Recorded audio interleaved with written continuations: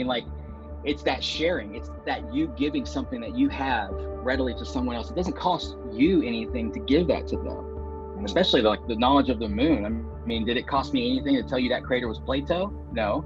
It cost me a little bit of my time and maybe some few mosquito bites, but you know, I have that knowledge, and so here it is, you know, and that knowledge for you may take you down a path. That one little piece of insignificant information that I thought was insignificant, it might be that one nugget that you took that it really cemented it. For me, it was like all these different astronomical things that when I heard it, I was like, what? Whoa, cool.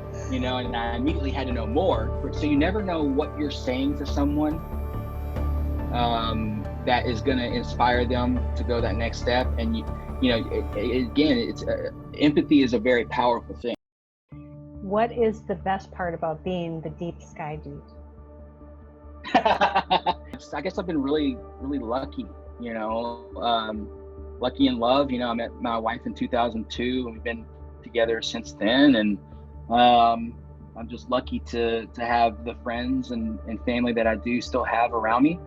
You know, I try to keep all that in perspective, you know, because a lot of people don't even have those things. I kind of feel lucky to even be here on this planet observing all this.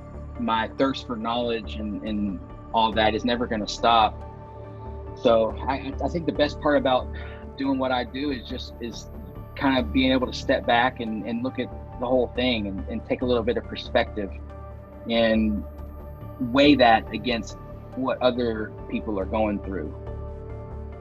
This whole COVID thing has been kind of a reset button, I think, for people to re-examine things. But maybe it'll show people the temporary nature of this whole thing. You know, we kind of wake up every day and do our normal stuff and we forget how temporary our own lives are. Get with your neighbors and, you know, and help people where you can. And again, I think it's really brought humanity together in a kind of a different way. You know, again, there's always silver linings. You shouldn't really look back at 2020 as such a bad thing, but maybe as some of the positives that it brought to us as well, which may be very few, but those are there. And for those of us that are still here and continue on, I think that's important for our perspective, is to maintain that sort of mindfulness of how temporary life is and how short humanity has been on this planet at all. And I think it's up to us to help that next generation be better. And then it's up to them to make that next generation be better, and so on and so forth. And so that's my job, is to hopefully inspire the next generation of astronomers, the next generation of science geeks, NASA nerds, telescope freaks, whatever.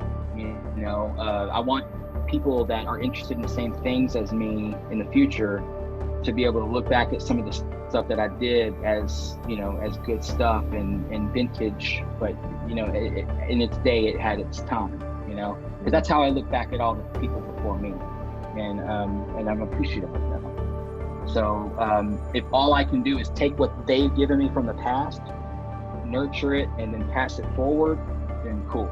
I've done my job. And you know, because none of us on this planet know why we're here. We have no idea what's going on. We got to make the best of every day. And so you got to live every day like it's your last. Live every day like you need to help somebody else, because that's what's important. At the end of the day, each other, humanity as a species, is what's important. And I think we lose that a lot. And I think it's, you know, it's probably time that we get some of that back as a perspective thing.